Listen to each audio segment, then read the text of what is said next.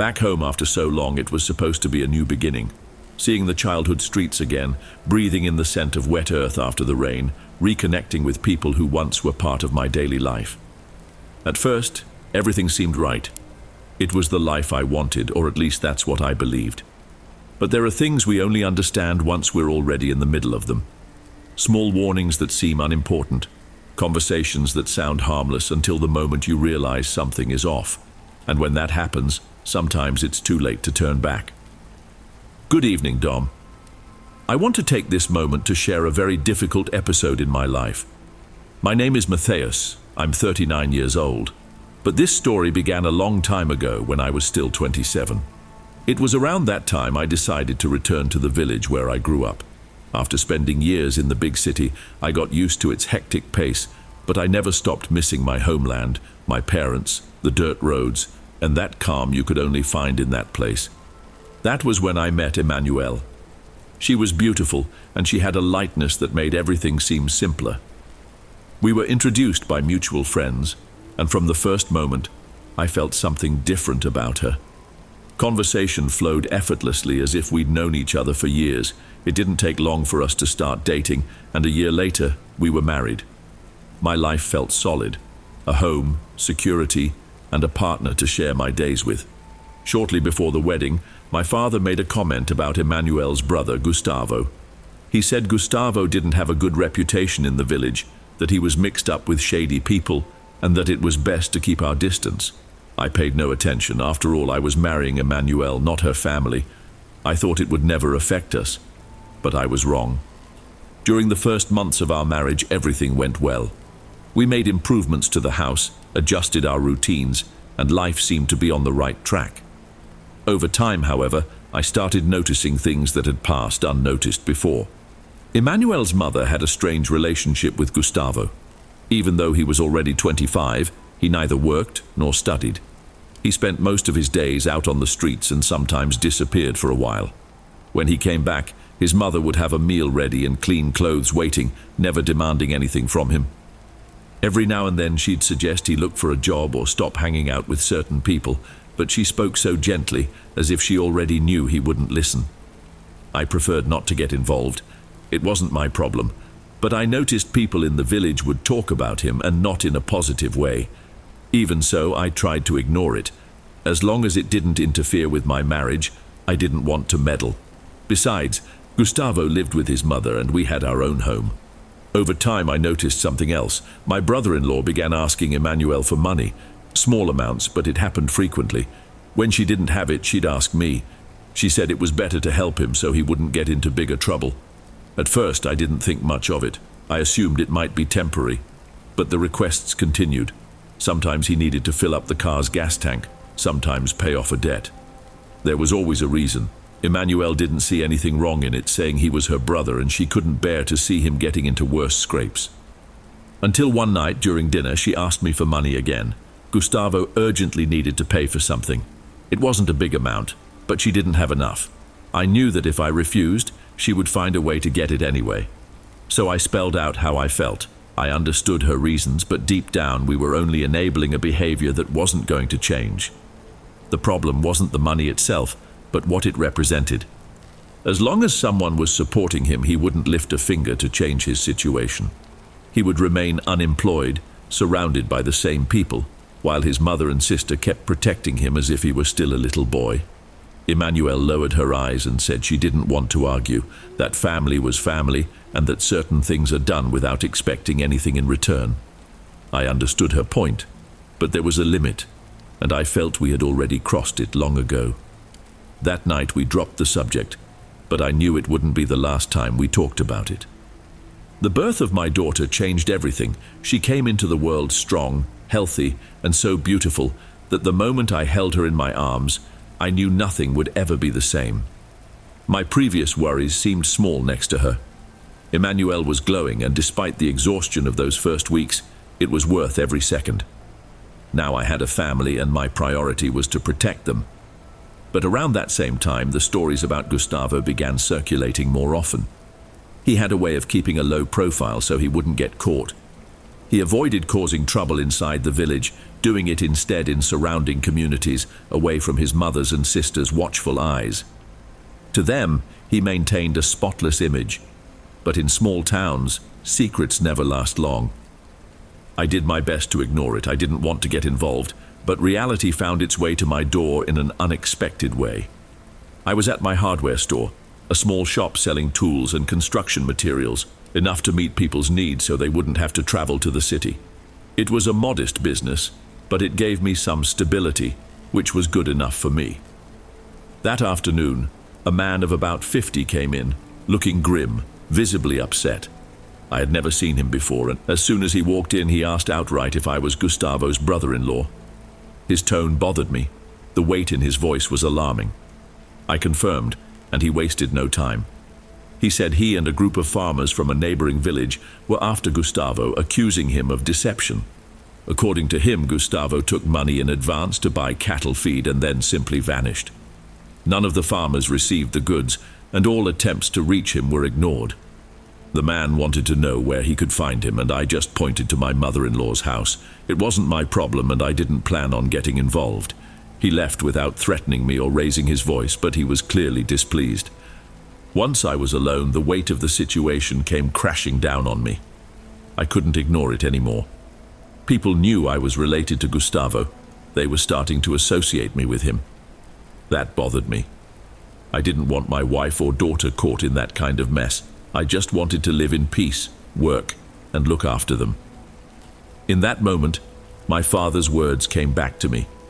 The warning he'd given me before I married Emmanuel. The chaos really began the night Gustavo showed up at my house, unrecognizable. His face was swollen, one eye completely shut, a deep cut on his mouth, and a large dark bruise covering much of his jaw. He could barely stand, his steps unsteady, his breathing labored. He muttered incoherent words hard to understand. Emmanuel ran to him the moment she saw him, but I stayed still, watching. What I felt at that moment was unexpected, a mix of feelings that's hard to define. We took Gustavo to the hospital. On the way, Emmanuel tried to get answers out of him, but he barely responded. For me, he didn't need to say anything. Sooner or later, someone was bound to settle scores. I didn't feel pity or concern. Maybe it sounds cruel, but deep down, a part of me was almost relieved to see him like that. Not because of his suffering, but because I thought maybe this would be the reality check he needed. Maybe this time, he would realize he couldn't keep pushing people's patience without facing consequences. I kept quiet. I let Emmanuel handle helping him, comforting him, wiping the dried blood from his face with her sleeve. My role was just to drive. And while I held on to the steering wheel, I thought that for the first time, my brother-in-law was feeling the weight of his choices. If someone had to pay the price for all this, let it be him, not my family. Because in the end, Gustavo and his debts weren't my main concern. What truly kept me up at night was the possibility that one day, because of him, my wife and daughter might become targets. And that's why that night seeing Gustavo hurt didn't make me sad. In the following months, he seemed to withdraw. He spent less time out, avoided certain people, and even his mother said he had been quieter. That was enough for me.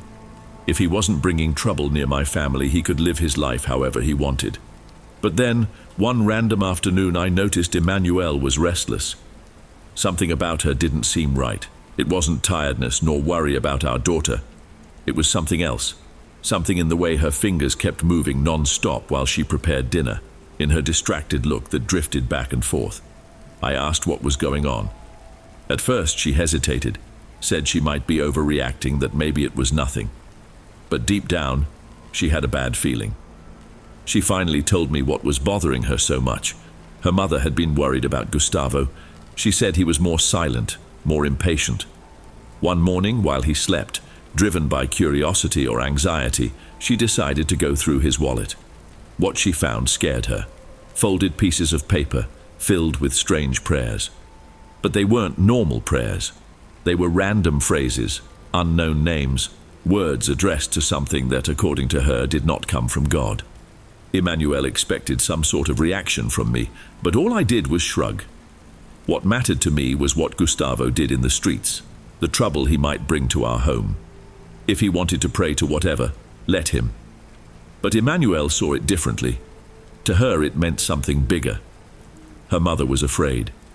She sensed Gustavo was involved in something worse than any of us could imagine. I listened, but I wasn't shaken. It was just superstition to me. My focus was elsewhere, preventing him from dragging us into his problems. What I didn't know was that this was just the start of a nightmare. In the weeks that followed, Emmanuel's mother's bad feeling turned into something more tangible. The woman, who had always excused Gustavo, began saying things she'd never have said before. She was scared.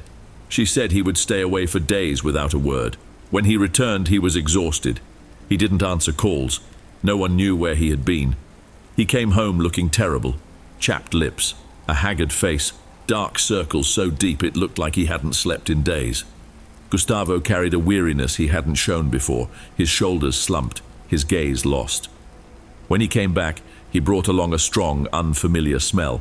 Nobody could identify it, but it clung to his clothes and skin in a disturbing way. The stench was so overpowering it made anyone who got close feel sick. Night after night, my mother-in-law heard her son's screams, sometimes brief, as if he'd just woken up startled. Other times, longer, filled with anguish. She would get up, worried, and peek through the doorway, but whenever she asked, he brushed her off, said it was nothing, that she shouldn't meddle. At first, she thought they were just nightmares, but soon realized something was different. Gustavo couldn't stay still anymore. He paced from one side to the other through the night, his heavy steps breaking the house's silence. Sometimes he punched the wall, a single solid blow that repeated into the night, as if making that noise somehow relieved him.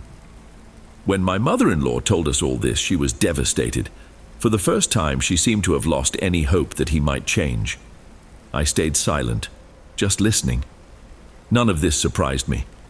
Gustavo had always been a problem, and no one ever tried to stop him. They let him grow up without rules, without limits, never forcing him to face the consequences of his own actions. I couldn't hide my frustration. I apologized in advance for what I was about to say, but I couldn't hold it in. I made it clear how I felt. Gustavo was like this because they allowed it. They never corrected him, never made him take responsibility for anything.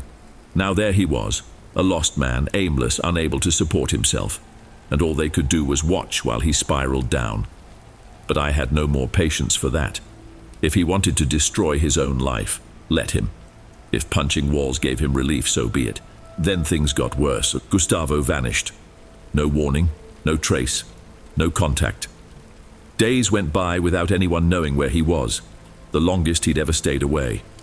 The household descended into despair. His mother couldn't stop crying.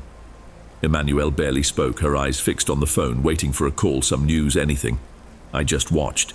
I felt a mix of exhaustion and indifference. To me, it was the same old cycle of suffering, the same unending loop of torment Gustavo always caused. Deep down, I wished he'd never return, that he'd disappear, that he'd take all the weight he put on our family with him. But as always, he came back. They found him at dawn, collapsed near the dirt road leading out of the village. No one knew how he got there or who left him in that state. His body was filthy, clothes torn, arms covered in scratches. He was thinner than ever, skin pale, eyes sunken. He barely said a word. Emmanuelle ran to him and hugged him like she'd seen a miracle. I stood at a distance, saying nothing. 2 days later, the worst happened. When I arrived at the hardware store that morning to open up, I immediately noticed the graffiti on the wall. Large letters, rough and bold, painted in black on the light background. The message was there, raw and direct, like a punch to the gut. "Pay what you owe, swindler." I stood there for a few seconds, unable to believe what I was seeing. My first impulse was to think they got the wrong place. Maybe it was a mistake. But with each second, reality sank in. That message wasn't for me. It made no sense for it to be directed at me. It was for Gustavo, and once again that bastard had dragged me into his problems. This time I couldn't ignore it. The moment I read that message, I felt my anger flare up, burning my throat. Without thinking twice, I went straight to my mother-in-law's house. I pounded on the door. When she opened it, she saw by my face that something was wrong. I didn't let her say anything.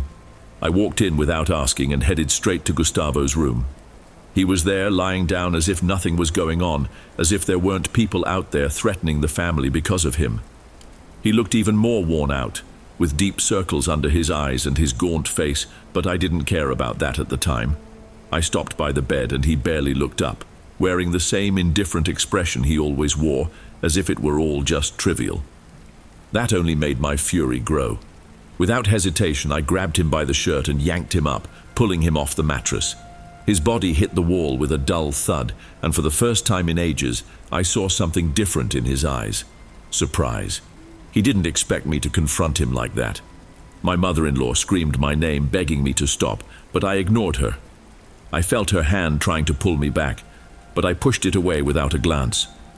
Gustavo stayed where he was, pinned against the wall, looking like he didn't know what to say. I snarled my words through clenched teeth, letting out a rage I had held inside for so long.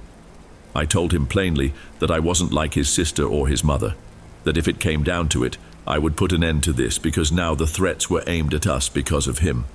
I shoved him against the wall again. He trembled and tried to grab my arm for support, but I held him firmly in place. My eyes locked on his. I made it clear he needed to fix this immediately, that he should go talk to the people who left that message and explain that we had nothing to do with his mess. When I got home, I found Emmanuelle standing in the living room, holding our daughter in her arms. The baby was crying uncontrollably, her face red and her eyes brimming with tears. Emmanuelle was crying too, but not out of sadness. She was furious. I understood right away. Her mother must have called and told her everything. As soon as she saw me, Emmanuelle accused me of losing control, said I had no right to act like that. She looked at me like I was a stranger, like I was the problem, not Gustavo, the man who had been destroying everyone's peace for years. I took a deep breath, trying not to yell and make things worse. But when I looked at our daughter, trembling from crying so hard, I realized I couldn't stay there. I told Emmanuelle what had been on my mind for days. We needed to leave. We had enough savings to start over somewhere else, far from all this, away from threats and problems that weren't ours. I said I couldn't live like this anymore, that our daughter couldn't grow up surrounded by such chaos. I saw the hesitation in her eyes. For a moment I thought she'd agree, but then she shook her head, holding our daughter tightly to her chest, saying she couldn't abandon her family, that her mother needed her, that despite everything, Gustavo was still her brother. I had no response. Deep down I understood I couldn't just leave my parents behind either. I couldn't go, knowing they'd be alone, vulnerable, possibly paying for mistakes that weren't theirs. And I knew very well that the people Gustavo crossed were not the forgiving type. We stood there staring at each other while our daughter cried between us, as if her tears were a warning that our time was running out. One simple and dangerous thought began to grow inside me. Everything would be easier if Gustavo simply ceased to exist. 1 week later, my wife and my daughter disappeared. I remember every detail of that Thursday. It's etched into me, carved into every corner of my memory. No matter how much time goes by or how many distractions I try to find, that day always returns with the same force. The morning began like any other. I got up early, took a shower, got dressed. Emmanuelle was still asleep. I leaned in and kissed her forehead. She opened her eyes for a moment and gave me a tired smile. I said I'd see her later, that she shouldn't forget our daughter's doctor appointment. She nodded, then closed her eyes again. Before leaving, I bent over our baby's crib and kissed her forehead. I never imagined it would be the last time I'd see them that way. I went to work without thinking about anything other than my routine. I tended to customers, organized merchandise, focused on what needed to be done. Around midday, I got a message from Emmanuelle saying the appointment went well and they were already heading home. I read it and felt relieved. Our daughter was fine. Emmanuelle had taken care of everything. That was the last I heard from her. About an hour later, my phone rang. It was my father. His voice carried a strange tension, a sense of urgency that made my blood run cold. He said one of my neighbors had just come to see him, reporting something that sounded impossible. Some men had been spotted in front of my house. They approached Emmanuelle, forced her into the car, and made her drive. They took her and our daughter. My world collapsed. My mind refused to accept it. It couldn't be true. I shouted over the phone, saying it didn't make sense, that I'd just spoken to my wife minutes ago and everything was fine. My heart pounded, my head throbbed, my hands trembled. I called her immediately. I needed to hear her voice, needed her to tell me it was a misunderstanding, that she was okay, that she'd be home soon with our daughter in her arms. The phone rang once, twice, 3 times. With every ring, tears fell down my face. I tried to breathe, to stay calm, but panic crept through me like poison. Emmanuel didn't answer, and when I finally arrived at home, they were gone. I tried calling again, then again and again, but the silence on the other end only heightened my desperation. I went door to door, asking neighbors, hoping someone could give me a different answer, something that might offer a glimmer of hope. I kept telling myself this couldn't be happening, that at any moment Emmanuel would call, that I'd find her back home, holding our daughter, saying it was all just a mistake. The only thing that occurred to me was to run to my mother-in-law's house. The moment she opened the door, I searched for Emmanuel with my eyes, but the emptiness of the place hit me like a punch. My breathing grew heavy. "Where is Gustavo?" I blurted out with no preamble. I knew. Deep down, something inside me screamed that it was all his fault. My mother-in-law hesitated. She said he wasn't there, that he'd gone out the previous night and never returned. My words came out like blades cutting my throat. All of this was her son's fault. I'd warned them. How many times? I'd lost count. But no one listened. And now Emmanuel and my baby were in the hands of who knows who, in a place I couldn't bear to picture without feeling my chest tear apart. I watched my mother-in-law's face crumble. Something in her broke, but I no longer had the strength to care. My legs gave out, and I collapsed right there in the entryway. My knees hit the floor, and a crushing weight fell on me. I couldn't breathe. Fear devoured me from the inside out, stealing my voice, blurring my vision. My body shook with uncontrollable sobs. My hands flailed without direction. My chest felt like it was splintering. I wanted to scream, to tear that anguish from my skin, but all I did was bury my face in my hands and cry. Cry like I never had before. The next 2 days were a never-ending nightmare. An absolute void. A weight that destroyed us, bit by bit. No calls came. No ransom demands. Nothing. We spent the first day glued to the phone, waiting for any news. I called the police, acquaintances, friends in nearby towns, but no one knew anything. I barely slept, I barely ate.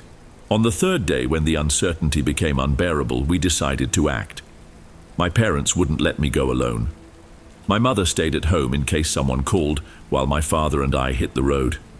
We drove through neighboring villages, traveling on dirt roads and stopping in forgotten hamlets, visiting gas stations and tiny markets, asking strangers and travelers, anyone who might have seen something. Nothing. Always nothing. It was already late when we headed back after hours of searching with no clue whatsoever. I was in the passenger seat, exhausted, while my father drove. Silence hung heavy in the car. Then the cruelest thought struck me: what if I never found them? My chest tightened so much it hurt to breathe. My eyes filled with tears and I broke down. My father pulled over onto the shoulder. He let out a long sigh, not looking at me right away, his fingers tightening on the steering wheel as if he wanted to say something but couldn't find the words.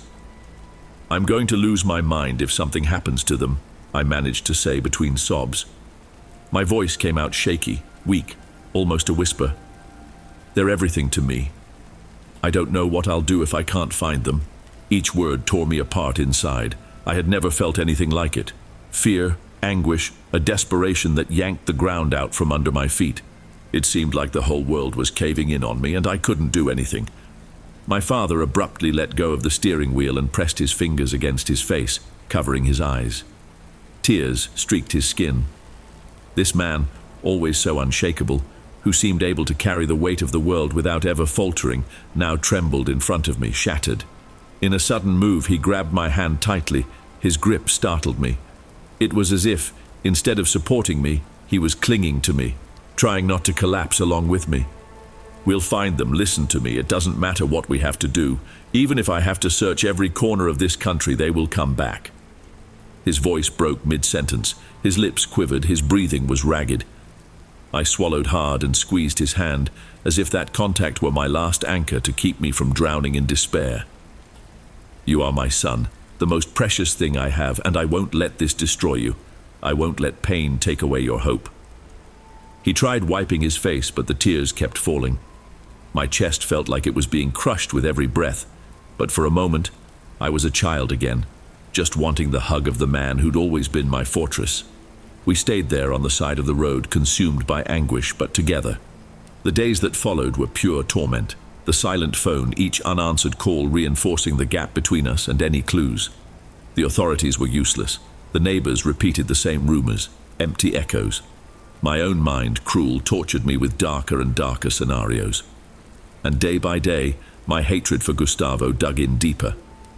I wanted to see him in front of me, terrified, feeling the hell he had unleashed on our family. I was sure it was his fault. But the coward had vanished, disappearing before we even faced the worst of it. As if he already knew and fled to dodge the consequences. I didn't want to find him just to demand explanations or shout his name in anger. I wanted justice, by my own hands. After knocking on doors that never opened, my parents suggested we see a faith healer. I clung to any shred of hope. As she laid her cards out on the table, a sharp chill went through my stomach. I didn't want to hear that all was lost.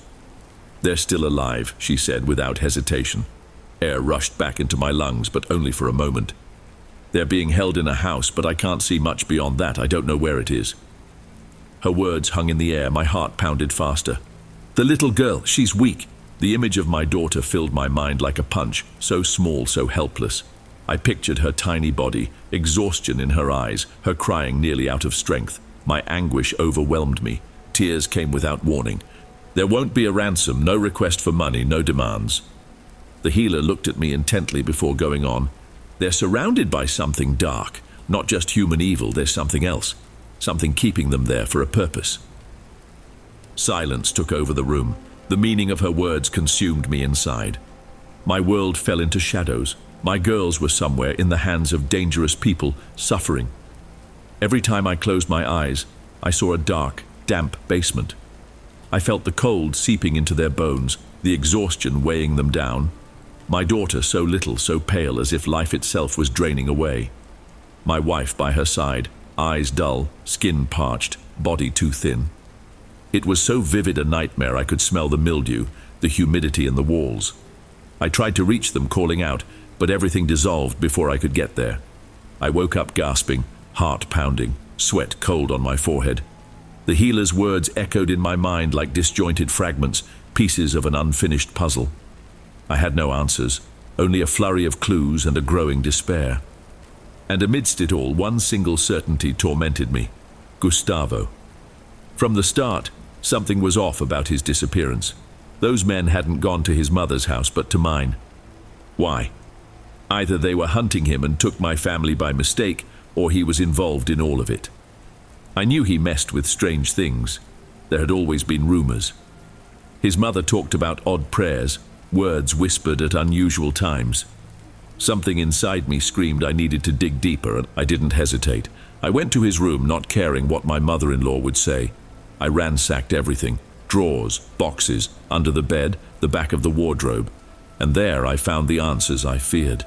Dark talismans, figures wrapped in red thread, papers filled with prayers written in dark ink. But these weren't common prayers. They weren't meant for God. They were words offered to something else, something sinister. Unknown symbols, names I'd never seen. My heart pounded. Gustavo had gone where he never should have gone. He'd crossed a line no one should ever cross. I left the room feeling sick. I looked at my mother-in-law and said, flat out, that I needed to know anything about him, any clue, any detail.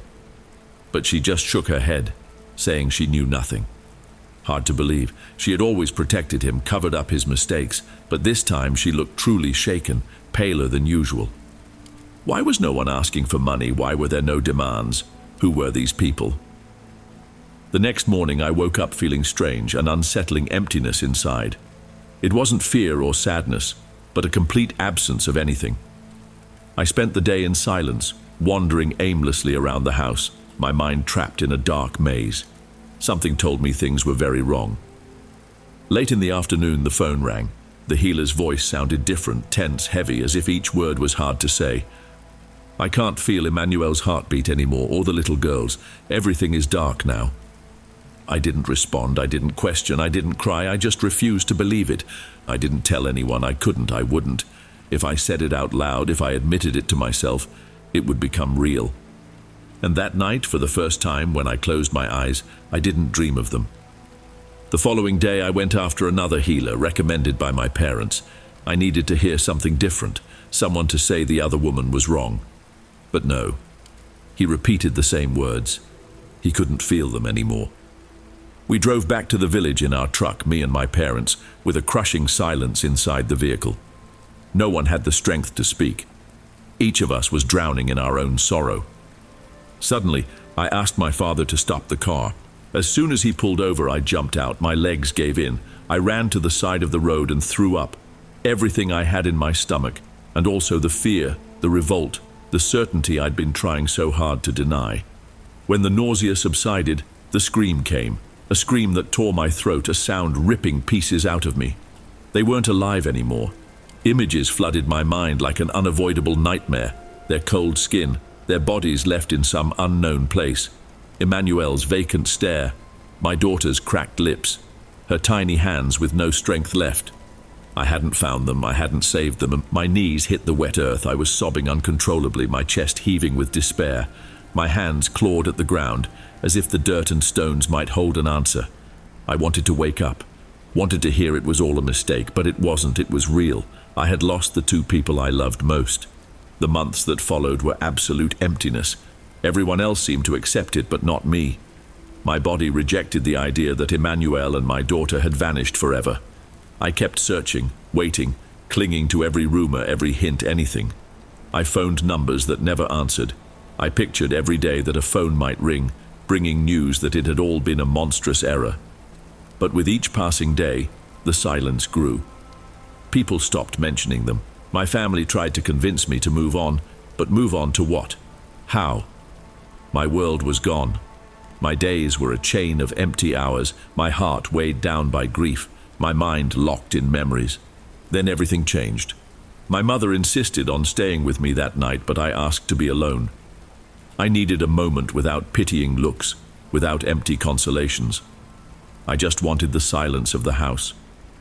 I stayed in my daughter's room. I sat near the crib, staring blankly, my fists clenched on my knees. Tears fell, like so many other times. Every corner of that house was a memory of them, a piece of the life I'd lost. Then I heard a soft, low, familiar sound. My whole body tensed. Slowly I lifted my gaze, feeling my heart skip a beat. And there she was, my daughter lying in the crib, not like in my nightmares, not like in the dreadful images that haunted me. She was as I remembered, before her first birthday, small, bright-eyed, her little hands moving in the air. She was smiling. My chest fluttered with uneven breathing. I couldn't tell if I was inhaling or holding my breath between wanting to move and being too afraid. Was I awake, or had my mind finally snapped? Inside, there was a storm of fear and love swirling. I wanted to reach out and touch her, but I was terrified that the slightest contact would make her vanish. The bedroom door opened. Emmanuel walked in with the same calm grace she had whenever she held our baby late at night. She looked radiant. No trace of pain in her face, no sign of suffering. She wasn't a memory or a ghost of what once was. She was Emmanuel, the woman I married. She made her way to the crib, picked up our daughter, and the child nestled against her, calm, as if none of the horrible events had ever occurred, as if it had all been a distant nightmare. I was shaking, struggling for air, but I took a step forward. Emmanuel looked at me and smiled, a genuine smile, nothing spectral or ethereal. It was hers, the one I knew. She held out the baby to me. I took our daughter with the greatest care, holding her as though she were precious and fragile. She was warm.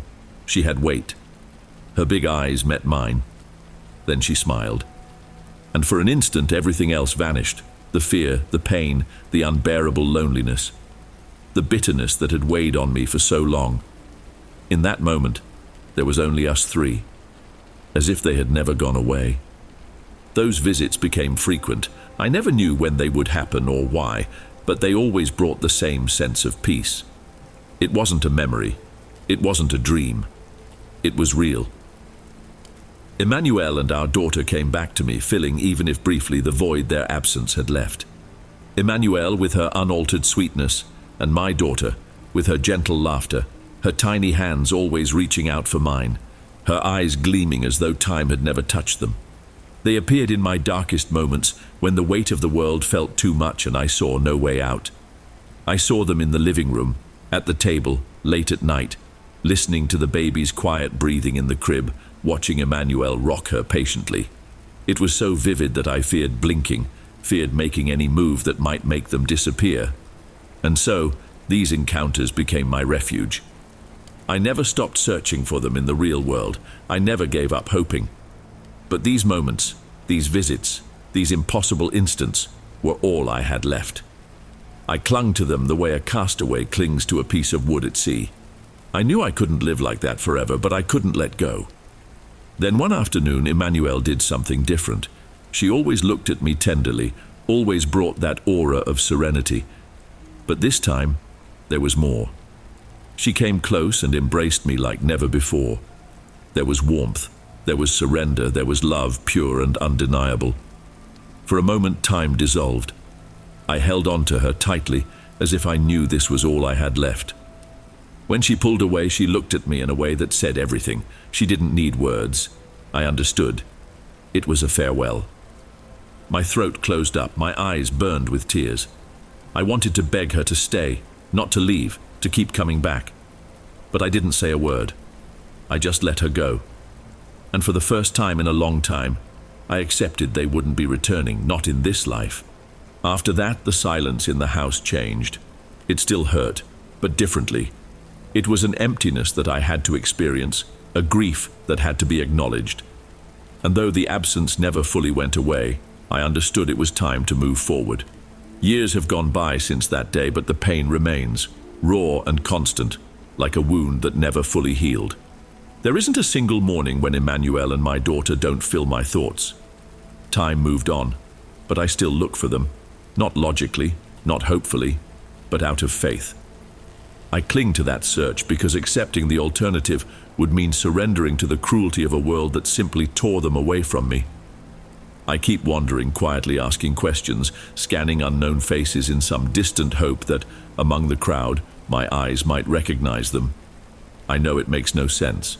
I know it's madness. But I prefer that madness over acceptance. At the same time, I'm still after Gustavo. I spent years hovering around my mother-in-law's house, hoping he'd slip up and reappear, but he never showed himself again. I asked people who used to be around him. In a world of shadows and unpaid debts, they all pretend ignorance, look away, say they haven't seen him. The silence around him is just more proof of what I already know. From the very beginning, something inside me screamed that Gustavo played a part in this. I don't know how exactly, whether he sold them out, traded them for some dirty favor, or made a choice that put them in danger. But one way or another, he is at fault, and I want him in front of me. I want him to pay, to feel the same despair that burns inside me every day, every hour, every second. I still hold on to the hope that one day that chance will come. Before we get to the last story, if you're still here, let me know what time you're watching in the comments. I love seeing who sticks around until the end. Let's not stop now. On to the next.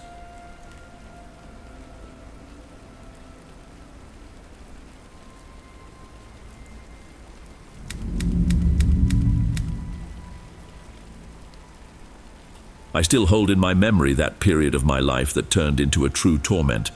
Nothing compares to what we went through. Something beyond our understanding found a way into our home, fueled by stubbornness, insubordination, and rebellion. Fear took hold among us, and any solution seemed distant. Over time, we managed to return to our routine, but the feeling that danger could strike at any moment never left us. That happened many years ago when I was 20 and my brother was 18.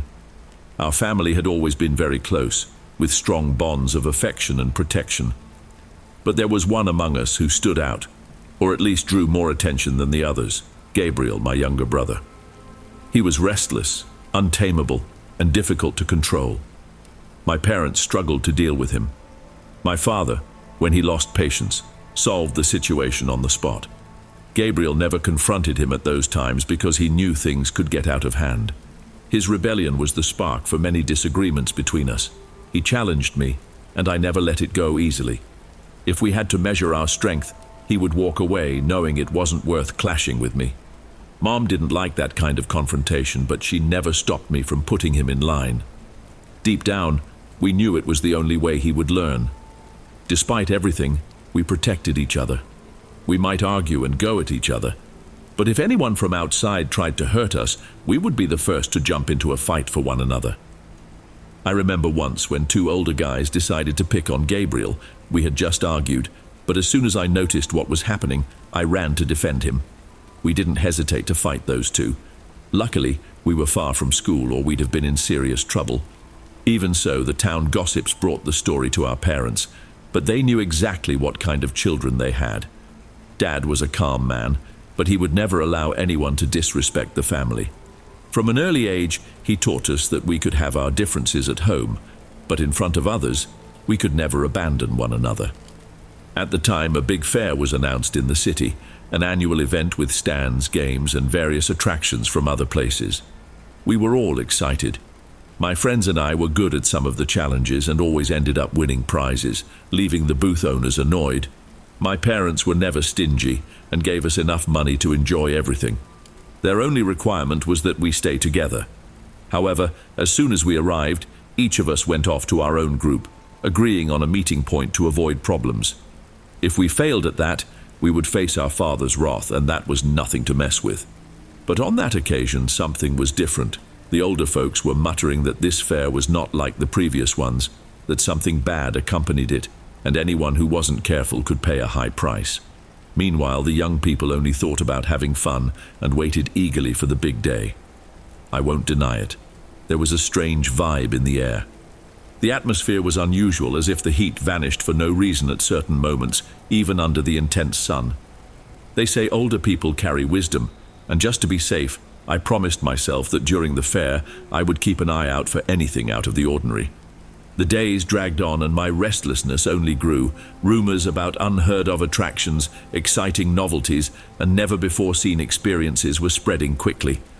I decided to focus on that and ignore the rumors. When I told my best friend, he revealed that his mother had also warned him about the danger of the fair, especially for young people like us. I noticed it bothered him as much as it did me. So we made a pact.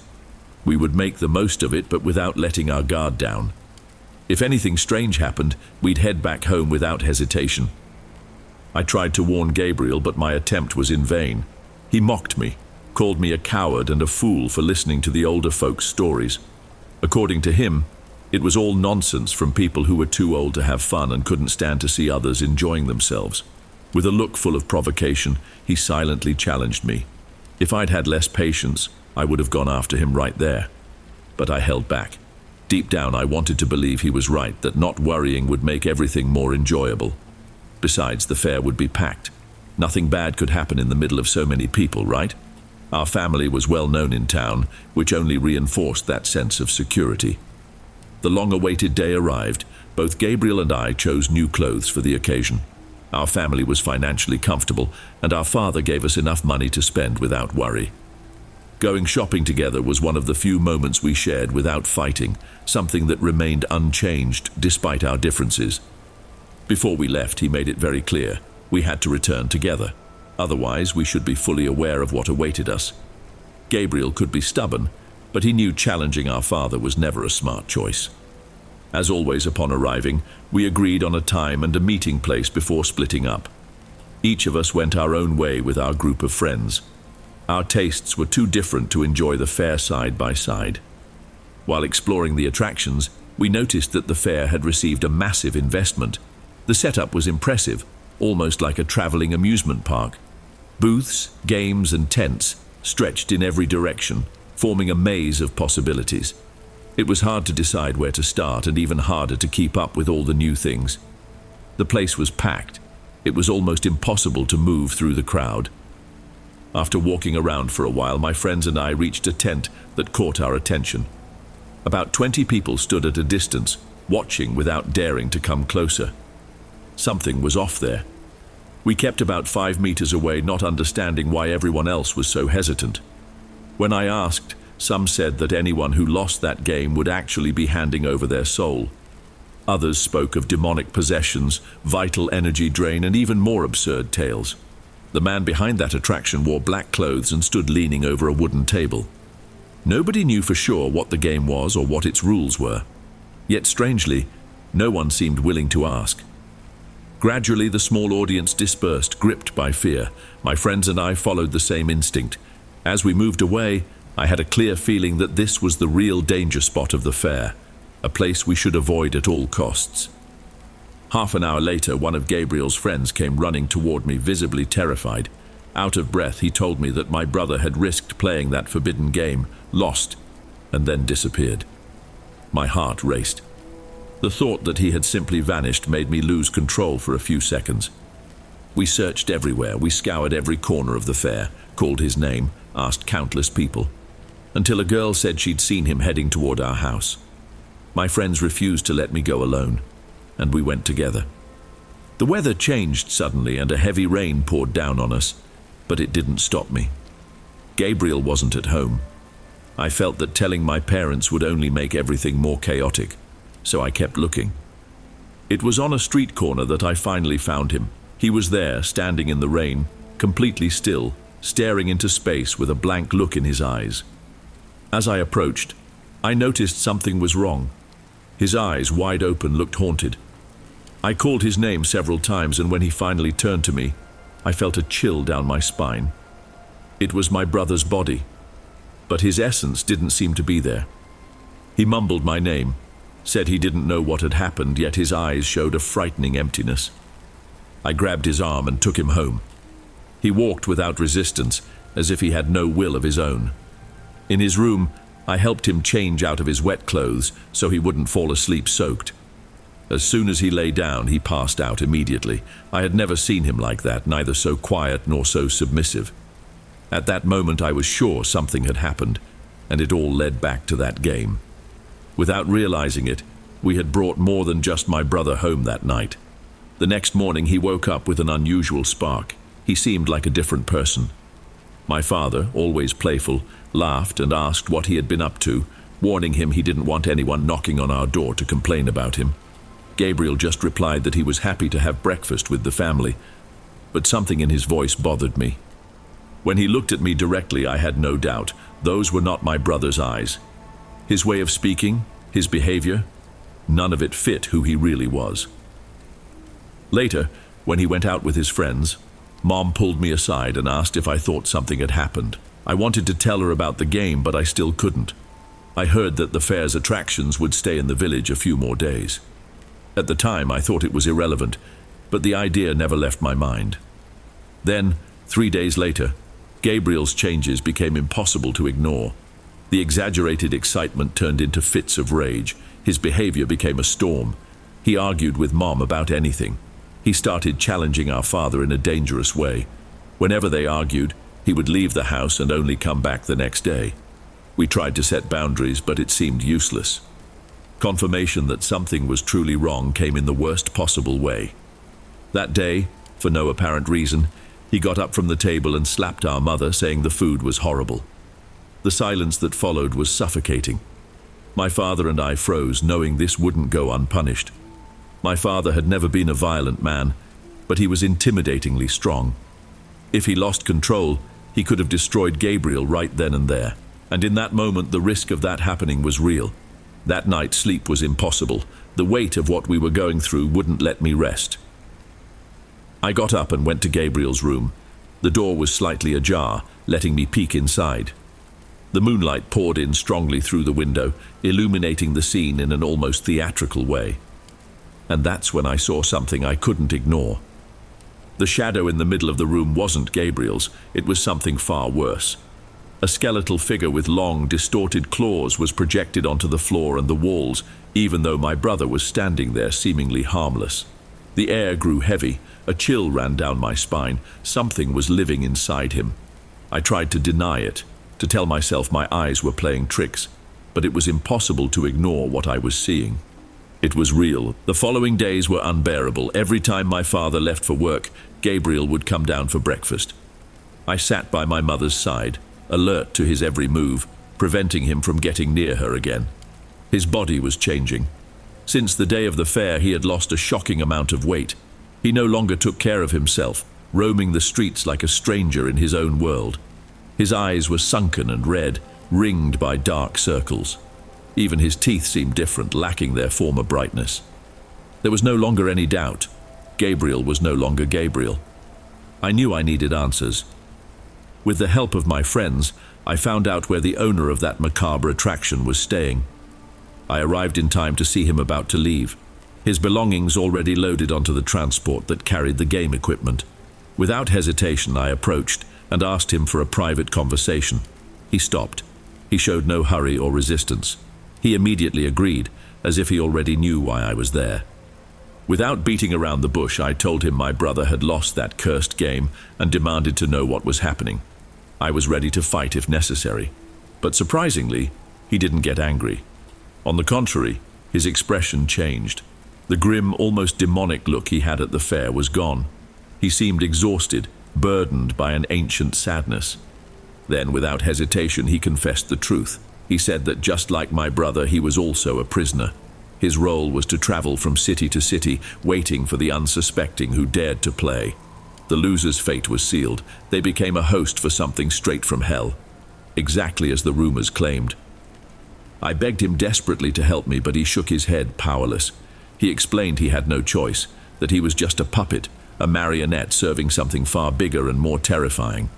Yet before leaving, he gave me a clue. He said there was a solution, that only priests knew how to deal with that kind of situation. He advised me to look for the local priest and explain everything, because he would understand and know what to do. That was the last thing he said before he left, and at that moment, as I watched him go, I realized something I hadn't before. He wasn't a monster. He was just another victim, someone who carried a burden too heavy to bear. Without wasting time, I followed his advice. That same day, I sought out the village priest, the one responsible for conducting religious rites and providing spiritual guidance to the community, and asked to speak with him alone. I told him everything. He listened attentively and, after a long silence, said he needed to see Gabriel with his own eyes. But not that night. The following day. I agreed. It was my only chance. During dinner, Gabriel again confronted our father, but this time something was different. His voice wasn't his own. It was deeper, imbued with a strange and frightening force. The worst came right after. He spat out a red liquid without showing any reaction, as if it was the most natural thing in the world. Mum panicked and wanted to take him to the hospital, but he refused with uncommon firmness. That was when we realized how far things had gone. With a single shove, he threw my father an absurd distance, at least 10 meters. The impact was brutal, and Dad was seriously hurt. Before we could react, Gabriel ran to his room and locked himself in. When my father finally got up, I couldn't hide anything anymore. I explained everything, from the fair, the game, and the conversation with the mysterious man, to the priest's arrival the next day. It wasn't easy for them to believe, but given what they had just witnessed, they tried to accept the reality. That night was a nightmare. We locked up the house to keep Gabriel from running away and waited for the priest. When he finally arrived, he didn't come alone. He brought another priest with him, explaining that if the case was as serious as I had reported, he couldn't handle it alone. Furthermore, he mentioned that if an exorcism was necessary, his companion was officially authorized by the church to perform it.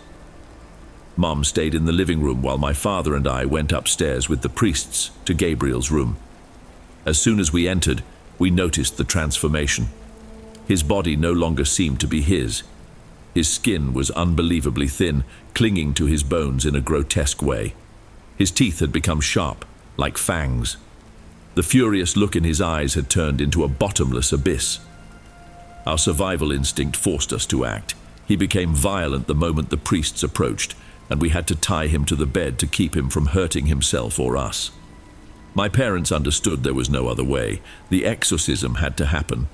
And so the ritual began. The whole house felt like it was collapsing. The walls vibrated, and the doors shook as if they would burst. Gabriel screamed, his voice shifting among multiple tones that didn't belong to him. It sounded like several entities speaking at once. The room was filled with a heavy scent of iron and sulfur. Blood stained the sheets as his body contorted in impossible ways. No human could move like that. After a long and exhausting spiritual confrontation, the exorcism came to an end. Gabriel lost consciousness, as did one of the priests, who collapsed to the floor in exhaustion. A heavy silence spread through the house, A few minutes later, both of them came to. After examining Gabriel, the priests gave us the news we had been hoping for. The ritual had been successful. The demon had been cast out and was no longer in the house. Before leaving, they explained something frightening. The entity didn't just want to haunt him, it wanted to take him. If it had fully merged with Gabriel's body, he would have died during the exorcism. But for some reason it failed. My brother went back to being himself. His life had been saved, and the priests had returned peace to our home. But it wasn't all over. Sometime later, unsettling news reached us. The owner of that attraction, the same man who had advised me to seek help, was found lifeless at a distant fair. I knew what that meant. The demons had punished him for breaking the rules, for helping me. Perhaps he knew he was signing his own death warrant when he told me the truth. But I was never able to confirm anything. What really mattered was that Gabriel was alive. He was free. Hey everyone, thanks for listening. Click the notification bell to stay updated on all future narrations. I post new videos here every day. I hope to see you in the next one. On the screen now, I'm leaving 2 other great videos I know you'll enjoy. See you there.